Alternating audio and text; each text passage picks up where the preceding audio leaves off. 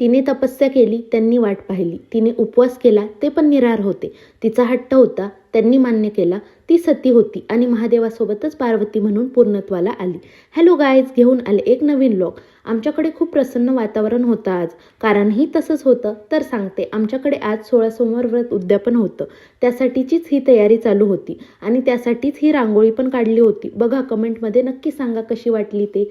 हे व्रत प्रत्येक स्त्री आपल्या इच्छेने करते आणि त्याचं उद्यापन पण करते. हे करण्यामागचा प्रत्येकाचा हेतू वेगळा असतो, पण महादेवापर्यंत खरंच प्रार्थना पोहोचते असंही म्हणतात.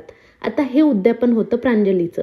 ती मागचे 3 वर्षापासून हे व्रत करत होती. त्यात सोमवारी कडक उपवास, काही न खाता पिता करायचा असतो.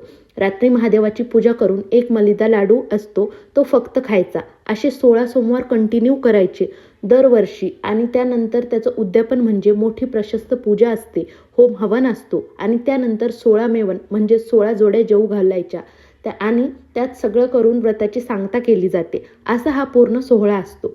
तसं पाहायला गेलं तर तिला महादेव प्रसन्न झालाच होता, म्हणून तिने जोडीने पूजा केली होती, हे समजलंच असेल. त्यानंतर पूजा होम हवन झाल्यानंतर आरती झाली.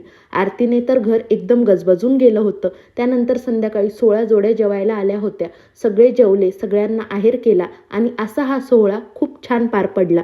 नक्कीच आमची ही पूजा महादेवापर्यंत पोहोचली असेल आणि त्यांचा आशीर्वाद नेहमी आमच्यावर असावा, एवढीच इच्छा. तर आजच्या व्लॉगचा शेवट करते. भेटू उद्याच्या व्लॉगमध्ये. Bye bye. Keep watching.